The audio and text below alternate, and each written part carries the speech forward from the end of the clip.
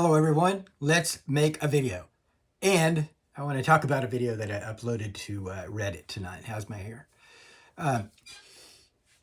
This is a channel that if you watch the first video that I uploaded, it speaks for itself and explains what's going on. Then the other video that's worth watching is the Rockwall County Injustice video. It's hour and 15 minutes worth, but it explains, the whole purpose of the video is first and foremost to make as many people aware of and conscious of what the concept of consent is with sex. That's a bug zapper. It may go off again during this video. I also have a very neurotic dog who likes to come and go while I'm recording a video because he thinks that I'm not giving him attention. The video I uploaded to Reddit, if anybody saw this video. Oh, I have to be too. Yeah. Will you get us a beer? Hold on. Yeah, he wants to take our picture. It looks like I need a beer. Okay, take a picture. It's video. Okay, that video is of Dusty Coursey at the time. This is Reagan Coursey's mom. She had not, her divorce was not final yet at that time. That was in December 2005. And I was dating her. And right around that same time, she suggested I move in, or asked me about moving in with her out in Rockwall. I lived in Dallas.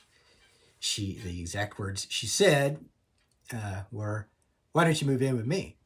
It was within 2 weeks of that event. And it doesn't matter to the viewer. I'm telling stories about someone who is a psychopathic liar. But to me, as I've thought through it, that's a pretty big story in my history with her. And I hate to say it in a funny way, because what happened the next year is not funny in any way. But this was sort of it was evidence of things to come. And I should have spotted it and I should have acted on it. But as it relates to the timing, anyway, let me tell the story. You saw the video. Well, that's Dusty and another girl that I know from East Texas. And here's how that night came to be. In December 2005. At that time, we're just dating, me and Dusty, and we go out to East Texas to visit my parents for a weekend. And the Friday night we get there, we go over to another family couple. There's 4 couples. 2 were my family. No, 3 were family and 1 was not. And so, of course, I was with Dusty, so that's what I mean by that. But while we're there, we're drinking, and the house is under construction. It's got exterior doors, probably with locks by then. The interior doors don't have handles on them. And we're drinking a little bit. And Dusty's 27 at the time. I'm 39. And that's roughly the age of, a little bit older than Dusty, of the other girls and guys. And the girls decide they want to go to town. This small town where this weird club is. It had a weird name. But they went to town and hung out at that bar for an hour or 2, and they came back. And when they came back, 2 of the 4 girls came in. Dusty and one of the other girls stayed in the car. And when one of the girls walks in, it's the closest family member to me without Dusty. She looked at me and she just had sort of a look of annoyance, because I think I asked her first, "Where's Dusty?" And that's when I read the annoyance. No big deal. But then after a couple of minutes, 3 minutes, she's still not in. Well, the other girl's husband walks outside and goes to the car, and about 2 minutes later they come in. Well, when Dusty and the other girl walk in, they're just sloppily drunk. You saw the video. And still able to walk. And they make their way. We're on the first floor of this house, and it's got a big living room, and there's a bathroom, this in the middle of it for living room, for guests. And they walk in there and they shut the door without a handle, no plumbing yet, so they're not going in to pee, unless Dusty's peeing on the girl, which is just her fetish. But that didn't happen. And I remember my family member, another male family member, walks up and looks through the hole of the door to see what they're doing. There's giggling and so on and so forth. I don't care about that. But I did care about her annoying my female family member, because Dusty's still on the application into my family list. If you think about it, I met her and we started dating. Well, we started dating about June, July. I met her in around April. She was not divorced, showed no signs of divorce. And if you ask her husband, Reagan Coursey's dad, Tony Coursey, I guarantee you he would say I hate to generalize, but there was just, I write this in the book. It appears as if there were no outward signs of a real actionable divorce coming from her and her husband, which makes things even more bizarre in April. By June, we're dating. And then by January or February the next year, I moved in. So this is December. And she was still Coursey. But she's still on that application to be trusted list. And, in a normal situation, I should be for her. Now, she committed at least 9 acts of bias-motivated, second-degree aggravated sexual assault with high school students over the next 9 months. So that part's not normal. So when I say that in a normal dynamic of that kind of a relationship, I'm doing those normal things where I'm trying to evaluate her trustworthiness and all that, I don't know what's going through that sociopath's mind. But so that part's, so anyway, that that night happened, and we leave that night and we go get in my car and start headed back to my parents' house. And I will tell you, I was clear-headed. I wasn't drunk. And I don't tell you that because I want you to think that I'm a safety conscious driver. I am. But it's important because I remember the night very well. So I remember when I first got in the car, I wanted to immediately ask her, what the fuck did you do to her to piss her off? But before I could do that, Dusty says to me, hey, if you ever want to if you want to have a threesome with a girl, I think she'd be up to it. She says this, in a vacuum, in isolation, maybe not the biggest, who cares? But she said that. And I thought, okay. I filed it back in useless information folder. But then I said, okay, why did you piss her off? What'd you do? Were you mugging on her with this girl or kissing on her? That would be a source of, I don't have conservative family members, but if, you go out with 4 girls go out and 2 of them are kind of mugging down in front of the other 2 and kind of excluding, being stupid, I guess. That might annoy a person. And that's what I was asking. And I consciously remember this. Asking, did you kiss her? Did you kiss her? Or were you kissing her over and over and, doing that kind of thing? If she had said, yes, that's what we're doing, they didn't like it, I would have taken up for Dusty at that point. Because it's, you go to a bar, you expect a little stupidness to go on, I guess. But she didn't. And this bothered me because I knew she did something and she refused to admit that she did anything. So we go to my parents' house, we sleep, get up Saturday. I'm asking her again a couple of times. Finally, Dusty starts getting mad at me for asking. For thinking because I'm asking now in such a way that she thinks I'm accusing her. Well, she's gaslighting me. It's my fault that I'm thinking this. So Sunday rolls around, we go home, we get back to Rockwall, and my friend, the husband of that other girl, says, hey, I got a video. Check your phone. He texted it to me. By the way, this is 2005, so they're flip phones. They're not the best video, and this is at night. And here's the video again. We're trying to get out. Oh, I have to see you. Yeah. Will you get us a beer? Hold on. Yeah, he wants to take our picture. It looks like I need a beer. Okay, take a picture. It's video. Is that Dusty? Dusty's the one that would be on the right, who at the very end swings her arm around the other girl and pulls the other girl in and smashes her face against that girl. So I'm going to assume that that's kissing.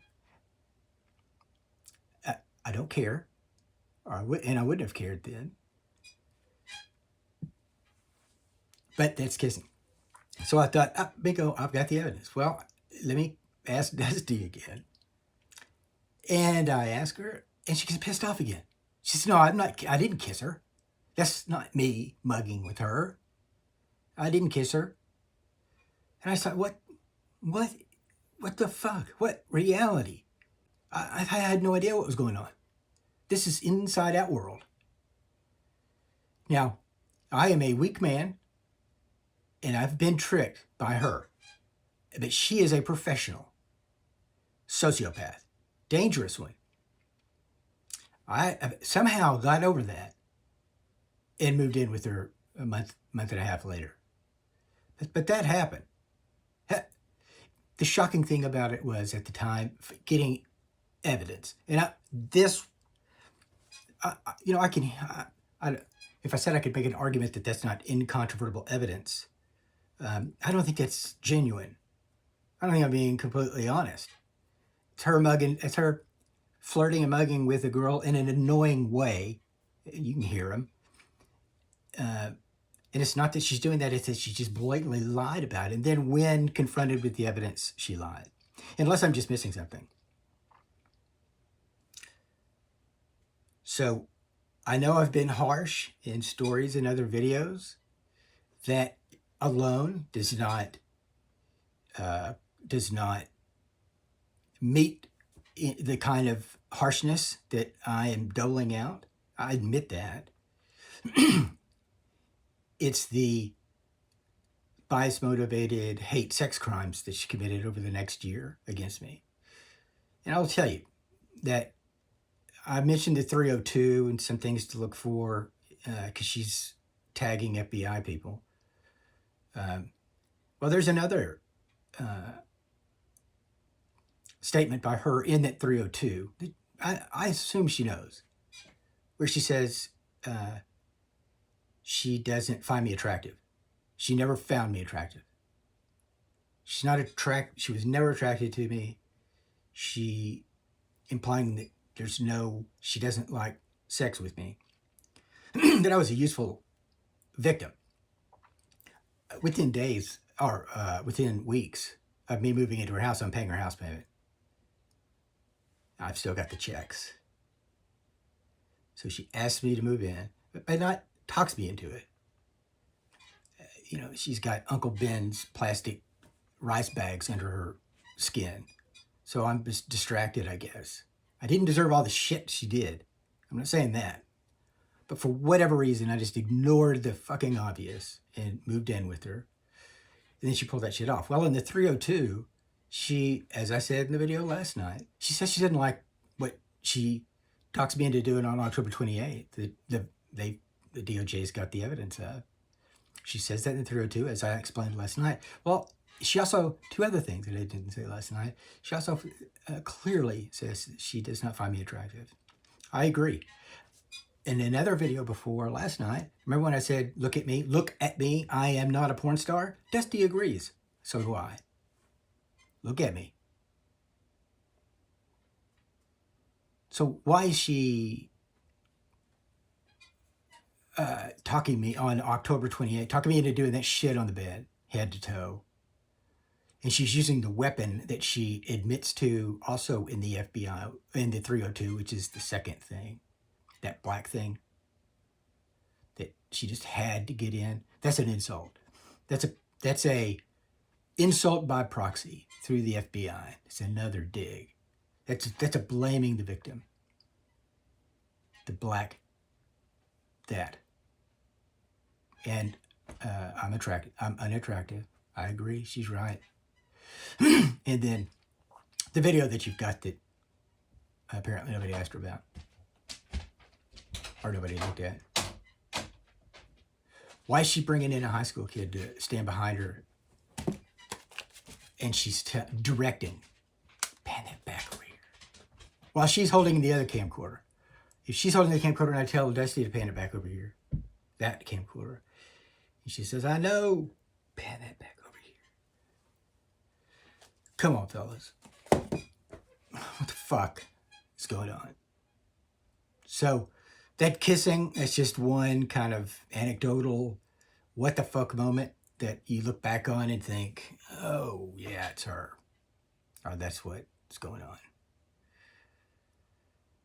So, this is May 21st. I don't know if I pointed this out at the beginning of the video. I'm going to do one more thing about Monica Seghetti, but May 21st is a big day for me because although it's not the day that I discovered what she did, it's the night, May 21st, 2006, where I saw for the first time where she invited these kids over. It's the first time I saw a weapon behind my head. So May 21st, 2006, about 4 a.m., or about 4:30 or 4:55 a.m., kid waves a gun behind my head, finger on the trigger. And then about 30 seconds later, she does this. And I promise you, she's not a Marxist. And then about 30 seconds after that, she tricks me into going to the bathroom because there's kids over here with a gun behind me as I'm fiddling with the camcorder and I'm looking at the lens of the camcorder. So I'm not looking that way where the gun waves behind my head and where she's sitting on the bed and she's doing this. And then when they are still there, she draws me into the bathroom. And while we're in the bathroom, about 45 seconds later, one of them trips. And I say, wow, what was that? She said, you didn't hear anything. And I take the fuck off running. And at that point, I'm carrying the camcorder. And you see it. Come on, fellas. This is Dusty Miller. This is Dusty Broadfoot. Well, on October 28th, she invites me over, that tricks me into doing all that night. So she can record it. So one of those high school students can record it. And if you look at the video, look at the 302, she references the thing that makes the penetration on that video. She admits to being in possession of it. That's that weapon. Okay, I said last night something that may not have, it was of course cryptic, but it may not have, even for those people who would know, might not. By the way, if you hear squeaking, I know you do because I edit these videos. It's a chair. I'm poor, so I don't have a gaming chair. And until I get 4 million followers, or a very wealthy stepdad, I got some 3-in-1 to oil the chair, but I forgot to oil the chair. I said about Monica Seghetti last night. Nobody's going to know who that is, but I said this is my conversation with Monica Seghetti. It's a little cryptic, but some people may understand what that means. And I said I'm living my dream. My dream is not to have a conversation with Monica Seghetti. My dream is to prosecute this case. And in an email that I sent to Monica Seghetti sometime in late 2009, mid-2009, I told her, okay, how do I make lemonade out of these lemons? Help me make lemonade out of these lemons so I can help other people who find themselves in situations like I've found myself in. And I said, I have to have a job. I'm talking about, what do I do? How can I help other victims? I have to have a job. And if I can't get justice for what Dusty did, I can help others who find themselves in the situation I'm in. I only want my life back. That's it. How many victims go into the victims advocacy therapy stuff? Fuck, I called RAIN, the Rape, Abuse, Incest National, whatever, in August 2007. I remember the convenience store I was at when I was pumping gas. I don't want to say I was at my wit's end because I never really got wit's end, but I would cry. I mean, trauma is real. So I remember pulling over and thinking, I've got to talk to somebody. And I called Rain in August of 2007. They immediately said, the first person who answered the 800 number said, I'm sorry, we don't help men. All the academic literature right now at least gestures at the phenomenon of, a lot of times in other countries, but that statutory language is written in such a way that it, whether intentional or not, excludes male victims. Rain wouldn't even take my call in 2007. I called, within that same month, I called or emailed a Dallas rape crisis place, and it couldn't work out. They immediately, their first response refused. And then I kind of complained up to the executive director, and she said, no, we'll help. But she refused to let me do it remotely. And I didn't want to go into the office and trigger other women who I know are the majority, or there are more women victims of this. Last thing they want to see some man, and while they're waiting to get help at a crisis center. So and that's still a problem. So when I told that to Monica Seghetti, I meant it. Here I am. I am a undergrad degree later. I'm a grad degree later. I'm retired. And I'm going to tell people that they need to, if they can, report it to the police. And if they can, talk to somebody about it. Because the shame is only going to get worse. It has with me. I mean, I live life. I went to college and advanced college just to do this. I did to write a book, and I did to show that even though 40 years of my life I was perfect, no law enforcement, no crime. The year and a half I knew Dusty, and she's friends with the Rockwall County District Attorney's Office, so I get drugged through the fucking coals and blamed for this, incidentally. I asked for it. Look at the 302. I asked for it. She says it didn't happen, and I asked for it in the same conversation. And she swore, that's 18 U.S.C. 1001, right?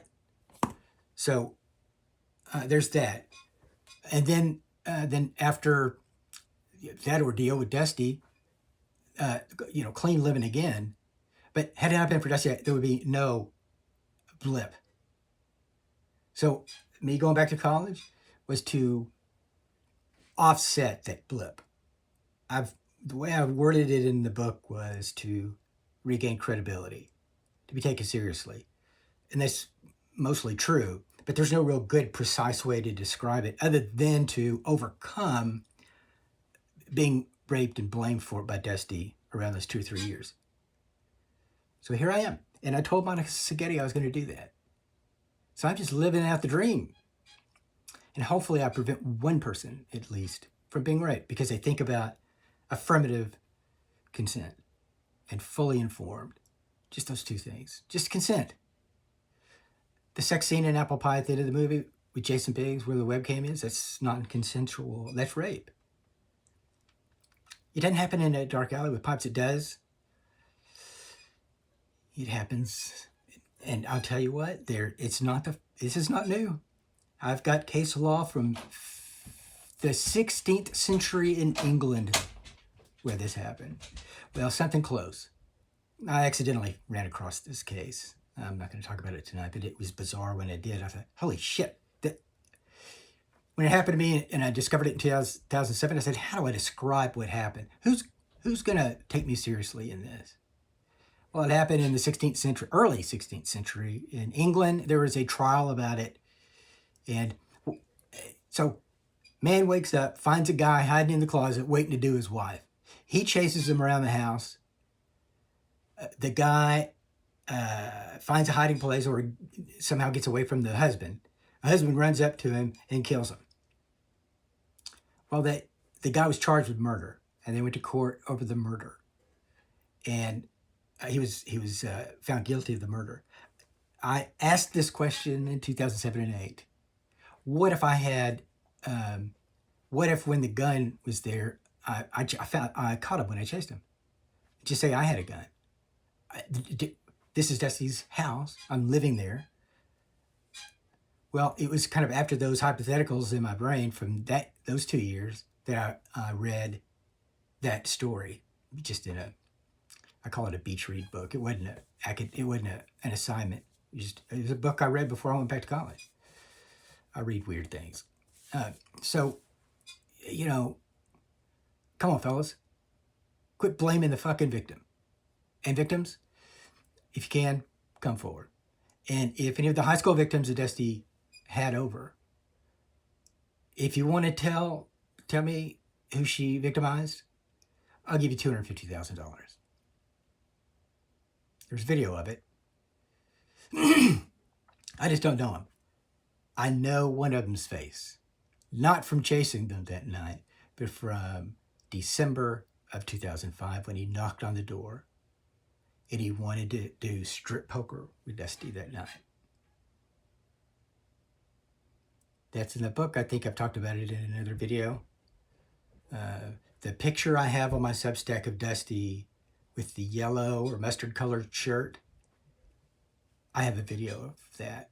And that's when she answered that. I answered the door. He said, "Hey, is Dusty here?" I said, "Yeah, hold on." And I went and got her. That's her walking to the door. And she oddly ushers him away from the door out to the yard. Actually, out of the off the front porch, 3 feet to the 90-degree, turned on the sidewalk to the left to the driveway. It just kind of loitered far enough away from the front door after she shut it that I wouldn't hear him. She came in after about 10 minutes.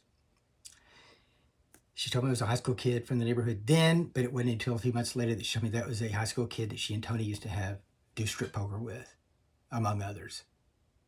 And the disco lights in the garage that she had set up that the across the door neighbor told the Rockwall police about, confirmed, in a different conversation and not for that reason.